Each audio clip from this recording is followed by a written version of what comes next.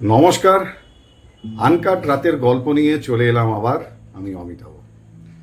Uncut রাতের গল্প এতদিন তো অনেক ধরনের ঘটনা আপনাদের সামনে তুলে ধরেছি। বেশ কয়েকদিন আগে আমার পরিচিত অত্যন্ত শ্রদ্ধেয় একজন মানুষ তিনি আমাকে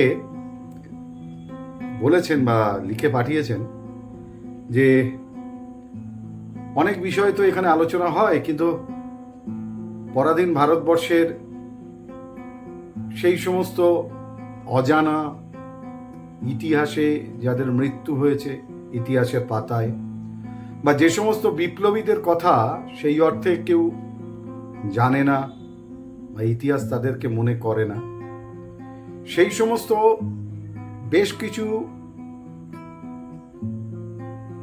স্বাধীনতা সংগ্রামী তাদের নিয়ে যদি কয়েকটা এপিসোড করা হয়, তো মূলত সেই কথায় আমি উৎসাহ বোধ করে আনকাট রাতের গল্প আজকে 101তম পর্ব থেকে আগামী কয়েকটা পর্ব যা শুরু করতে চলেছি, ইতিহাসে স্থান না পাওয়া, ভারতের স্বাধীনতা সংগ্রামের সঙ্গে জড়িয়ে থাকা, আজকের প্রজন্ম যাদেরকে চেনেন না এমন কিছু স্বাধীনতা সংগ্রামীদের কথা এবং তাদের সেই লড়াই, আন্দোলন, আত্মবলিদান। আসলে স্বাধীনতা দিবস আসে যায় বা স্বাধীনতার বিভিন্ন বরণীয় বিপ্লবীদেরকে আমরা স্মরণ করি তাদের জন্ম মৃত্যুবার্ষিকীতে, সেই দিনগুলো পালিত হয় শ্রদ্ধার সঙ্গে। সুভাষ, নেতাজি সুভাষ সবার আগে যার নাম আসে, মাস্টারদা সূর্য সেন, বিনয় বাদল দীনেশ, প্রফুল্ল চাকি, ক্ষুদিরাম, ঋষি অরবিন্দু বা অরবিন্দু ঘোষ এবং দেশবন্ধু চিত্তরঞ্জন থেকে শুরু করে বেশ কিছু নাম বারবার আমাদের সামনে উঠে আসে। মূলত তাদেরকেই আমরা চিনে আসছি স্বাধীনতার নেতৃত্ব হিসাবে বা বলিদানে বলিপ্রদত্ত বিপ্লবী হিসাবে, কিন্তু তার বাইরে কি আর কেউ নেই যাদেরকে ইতিহাস ভুলে গেছে? আসুন আনকাট রাতের গল্পে আজকের থেকে একটু নজর দেব সেই সমস্ত বিপ্লবীদের দিকে যারা ইতিহাসে জায়গা পায়নি বা তাদের জায়গা দেওয়া হয়নি। সবার প্রথমে আসি রাজমণির কথায়। আইএনএর গুপ্তচর, হ্যাঁ, আজাদ হিন্দ বাহিনীর লক্ষ্মীবাই ব্রিগেডের অন্যতম সেনা ছিলেন তিনি। অল্প বয়সে এক সঙ্গীকে বাঁচানোর জন্য ব্রিটিশের হাত থেকে তিনি গুলিতে আহত হন, তার পায়ে গুলি লাগে। অকুতোভয় সেই রাজমণি তিনি সেই অবস্থাতেই তার সঙ্গীকে বাঁচাতে, ব্রিটিশের হাত থেকে রক্ষা করতে সমর্থ হয়েছিলেন। এবং যখন আজাদ হিন্দ বাহিনীর জন্য নেতাজি সুভাষচন্দ্র বসু তিনি বিভিন্ন ধরনের অর্থ সংগ্রহ করছেন, দ্বিধাবোধ না করায় রাজমণি গা থেকে তার সমস্ত গহনা খুলে দিয়েছিলেন আজাদ হিন্দ বাহিনীর জন্য। ভালোবেসে তার নাম দিয়েছিলেন নেতাজি সরস্বতী। আরও একজন বিপ্লবী যার কথা খুব কম বলা হয়, তিনি সরস্বতী রাজমণি। ঠিক একইভাবে পত্তি শ্রীরামলু গান্ধীবাদী একজন, গান্ধীকে আদর্শ মানা একজন বিপ্লবী। এবং শুধু বিপ্লবী নয়, তিনি প্রথম ভারতীয় যিনি মাতৃভাষা আন্দোলনের একজন যোদ্ধা। ভাষার ভিত্তিতে রাজ্য আলাদা করে যে একটা আলাদা বিপ্লবিক সিদ্ধান্ত নেয়ার জন্য তিনি প্রথম ব্যক্তি, যে ভাষা অনুযায়ী রাজ্য গঠন হোক, এই মতের জন্য তিনি লড়াই করেছিলেন, আমরণ অনশন করেছিলেন তিনি। এবং তার সেই আন্দোলনের প্রথম ফল হচ্ছে অন্ধ্রপ্রদেশ রাজ্য। হ্যাঁ, এই পত্তি শ্রীরামলু, তাকেও আমরা ইতিহাসে জায়গা দিইনি, তারও মৃত্যু হয়েছে ইতিহাসের পাতায়, তার সেই লড়াইটাও মৃত্যু পথে চলে গিয়েছে। আরেকজনের কথা বলবো আজকের বিপ্লবী, সেই সমস্ত অগ্নিযুগের অন্যতম তারা রানী শ্রীবাস্তব। ব্রিটিশ বিরোধী আন্দোলনে তার স্বামীর সঙ্গে পথ হেঁটেছিলেন, মিছিলে মিছিলে পা মিলিয়েছিলেন। এক সময় যখন ব্রিটিশ সেই মিছিলের বিরুদ্ধে আক্রমণ করে, তাদেরকে প্রতিহত করার চেষ্টা করে, গুলিবিদ্ধ হন তারা রানী শ্রীবাস্তবের স্বামী এবং পরের দিন তিনি মারা যান। কিন্তু সেই মহীয়সী রমণী একটুও দ্বিধা সংকোচ বা ব্যথা দুঃখ বেদনাতে নিজেকে গুটিয়ে না নিয়ে সম্মুখ সমরের লড়াই করেছিলেন ব্রিটিশের বিরুদ্ধে, বরঞ্চ আন্দোলনের সেই আগুন শত সহস্র গুণ বাড়িয়ে তুলেছিল তার সেই লড়াইয়ে। প্রীতিলতা ওয়েদ্দিদার, কল্পনা দত্ত, মাতঙ্গিনী হাজরাদের কথা আমরা তো জানি, কিন্তু এই তারা রানী শ্রীবাস্তবদের কথা কতজন জানি, যাদেরকে ইতিহাস স্মরণ করে না। আরেকজনের নাম কমলা দেবী চট্টোপাধ্যায়, কমলা দেবী চ্যাটার্জি, ব্রিটিশের হাতে গ্রেপ্তার হওয়া প্রথম মহিলা বিপ্লবী। ব্রিটিশের হাতে গ্রেপ্তার হওয়া ভারতীয় স্বাধীনতা আন্দোলনের প্রথম মহিলা বিপ্লবী, যাকে ইতিহাসও ভুলে গেছে, কমলা দেবী চ্যাটার্জি। এরকম বেশ কিছু মানুষদের নাম আজকের প্রজন্ম জানে না, তাই তাদের জানানোর উদ্দেশ্যে এই নামগুলো বললাম। এই সংখ্যাটা অসংখ্য, অসীম।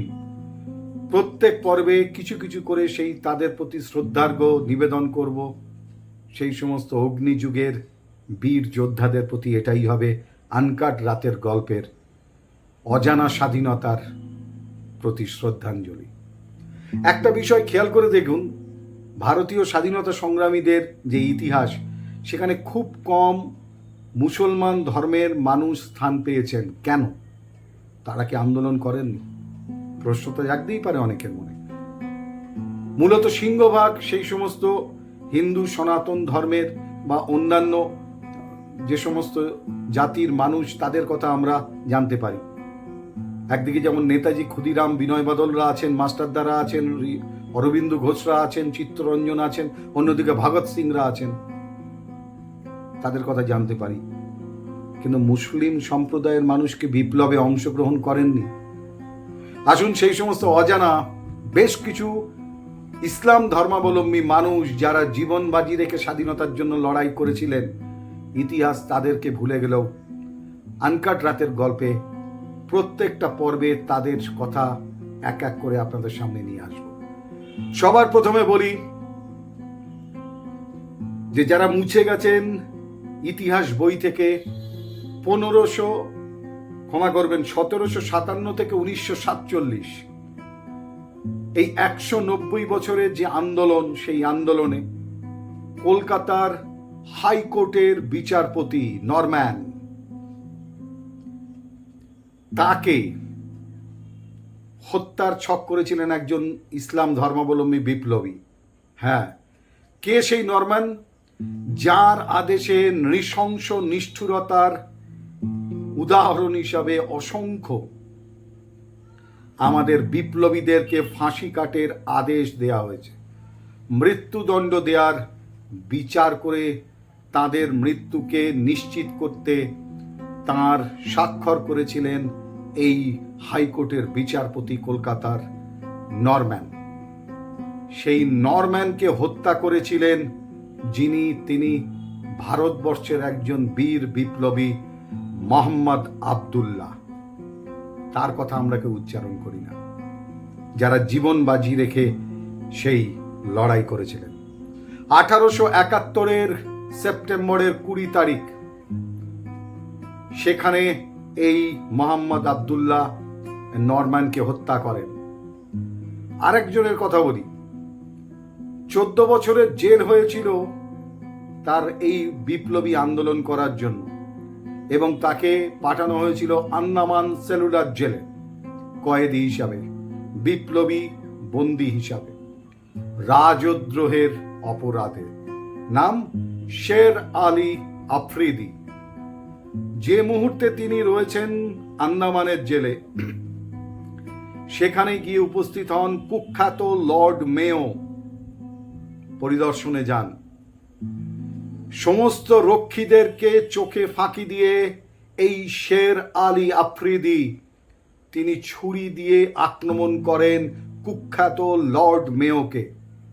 এবং একেবারে বিদ্ধ করেন ছুরি দিয়ে তার হৃদয়।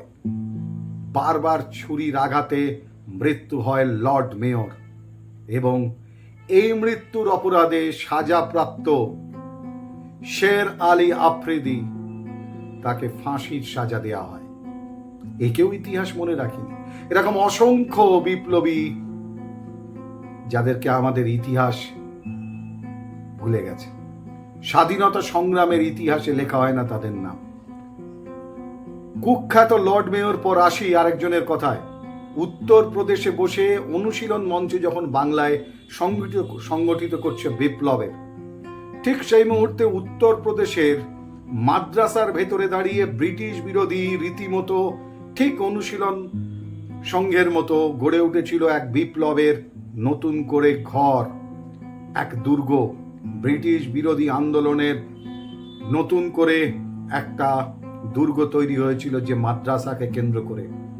তার নেতৃত্বে কে ছিলেন জানেন? মৌলানা কাসেম সাহেব।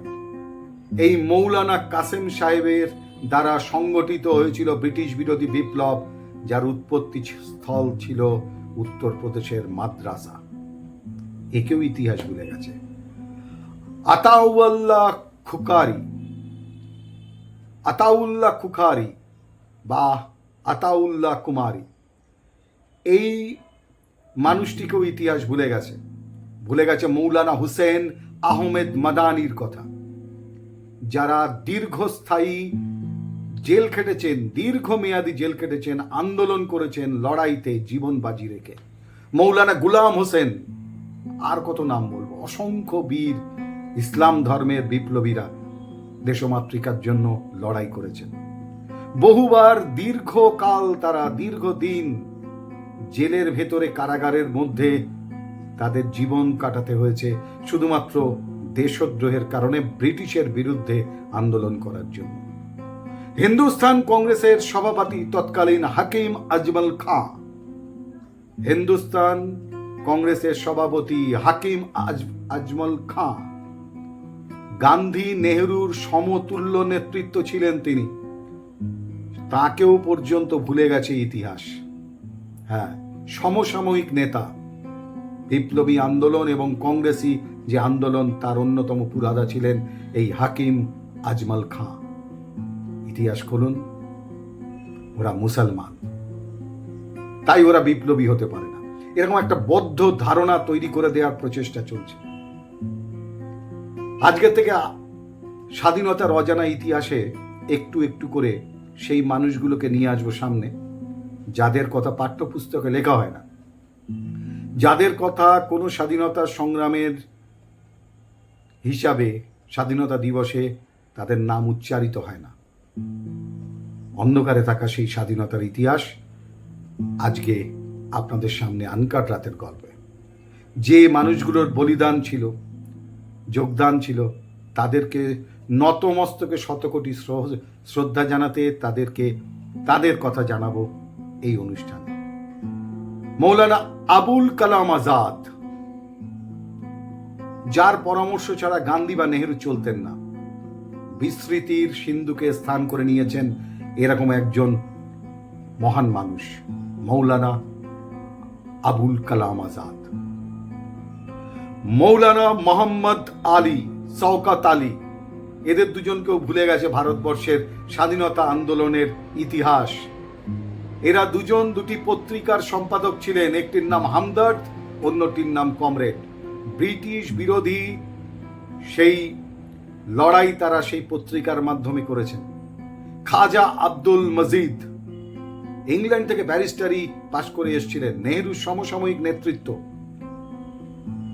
আরেকজনের কথা বলবো, যার কথা আমরা ভুলে গেছি বা আমাদের বলা হয় না। জালিয়ানওয়ালাবাগের ঘটনার কথা সবাই জানেন। জালিয়ানওয়ালাবাগের হত্যাকাণ্ডের জন্য রবীন্দ্রনাথ ঠাকুরের নাইট উপাধি প্রত্যাখ্যান, ত্যাগ করা, সেটাও সবাই জানেন। কিন্তু জালিয়ানওয়ালাবাগের যে আন্দোলন, তার প্রাণপুরুষ ছিলেন ব্যারিস্টার সৈফুদ্দিন কিচলু। ব্যারিস্টার সৈফুদ্দিন কিচলুর কথা স্বাধীনতা বিপ্লবের ইতিহাস ভুলিয়ে দিয়েছে। ম্লান হয়ে গেছে এই সমস্ত মানুষদের বলিদান, লড়াই, দেশমাতৃকাকে রক্ষা করার জন্য তাদের অবদানের কথা। তাদের নাম আমরা কেউ উচ্চারণ করি না। বিপ্লবী মীর কাসেম, টিপু সুলতান, সর্বভারতীয় নেতা আহমেদুল্লাহ, তৎকালীন সেই আহমেদুল্লাহ যার মাথার দাম ব্রিটিশ ঘোষণা করেছিল সেই সময় পরাধীন ভারতবর্ষের বুকে দাঁড়িয়ে 50,000 টাকা, একটা দুটো টাকা নয়, 50,000 টাকা ছিল যার মাথার দাম। হ্যাঁ, সর্বভারতীয় নেতা আহমেদুল্লাহ, তার কথাও ইতিহাস খুঁজলে আজকে পাওয়া যায় না। তৎকালীন অনেক বিপ্লবী তাদের ইতিহাসকে ভুলিয়ে দেওয়ার এক প্রচেষ্টা চলেছে, তাদের কথা ইতিহাস ভুলে গেছে। বিষ মাখানো পান খাওয়ানো হয়েছিল এবং খাইয়েছিলেন জমিদার জগন্নাথ বসু, জগন্নাথ বাবু। কাকে জানেন? এই নেতা আহমেদুল্লাহকে, যার মাথার দাম ছিল 50,000 টাকা। সেই 50,000 টাকার লোভে জমিদার জগন্নাথ বাবু তাকে ছল করে ডেকে আনেন এবং তাকে বিষ মেশানো পান খাইয়ে ওই 50,000 টাকা আত্মসাৎ করেন, ব্রিটিশের থেকে উপহার নেন। এই ইতিহাসগুলো চিরকাল অন্ধকারে থেকে গেছে অজানা ভারতবর্ষের স্বাধীনতার ইতিহাস হিসাবে। জেল খাটা নেতা ইউসুফ, নাসিম খান, গাজী বাবা ইয়াসিন, ওমর খান, এদের কথাও ইতিহাস মনে রাখেন। কিংবা নেতাজির যারা আশেপাশের সব থেকে ঘনিষ্ঠ এবং বিশ্বস্ত সঙ্গী ছিলেন, ডান হাত বাঁ হাত ছিলেন, তাদের কথাও কি ইতিহাস মনে রেখেছে?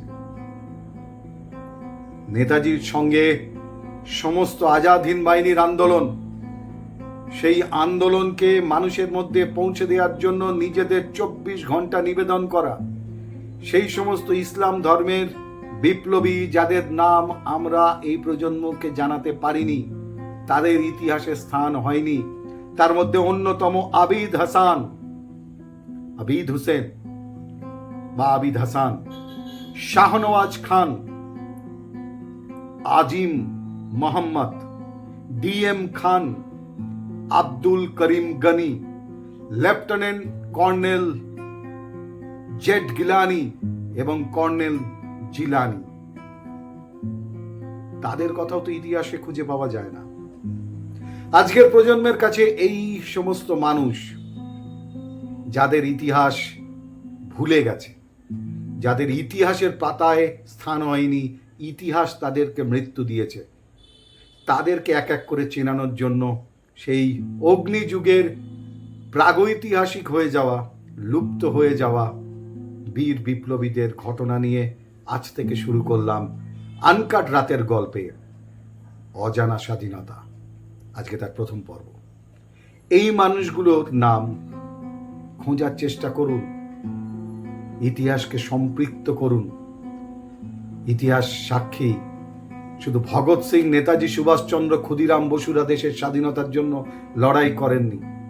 তারা যেরকম প্রণম্য, সেরকম অসংখ্য প্রণম্য বীর বিপ্লবীরা সবকিছু ছেড়ে জীবন যুদ্ধ তাতে অংশগ্রহণ করে বুকে বারুদ নিয়ে আর বুকে বুলেট খাওয়ার জন্য তাকে স্বাগত জানাতে রাজপথ থেকে গ্রামে গঞ্জে নেমেছিলেন। সেখানে কোনো জাত ছিল না, সেখানে কোনো ধর্ম ছিল না, কিন্তু কেন তাদেরকে ভুলে যাওয়া? প্রশ্নটা রয়েই গেল। আগামী পর্বে আনকাট রাতের গল্পে আরো বেশ কিছু এরকম অজানা বিপ্লবী এবং যাদের কথা উচ্চারিত হয় না তেমন বিপ্লবীদেরকে নিয়ে আসবো আনকাট রাতের গল্পে। ততক্ষণের জন্য সমস্ত বীর যোদ্ধা, অগ্নিযুগের সৈনিক, তাদের শত সহস্র কোটি প্রণাম দিয়ে আজকের আনকাট রাতের গল্প এখানেই শেষ করছি। সবাই ভালো থাকুন, সুস্থ থাকুন, সচেতন থাকুন, সাবধানে থাকুন, আর বাংলার সঙ্গে থাকুন, বাংলার সংস্কৃতির সঙ্গে থাকুন। শুভরাত্রি, জয় হিন্দ।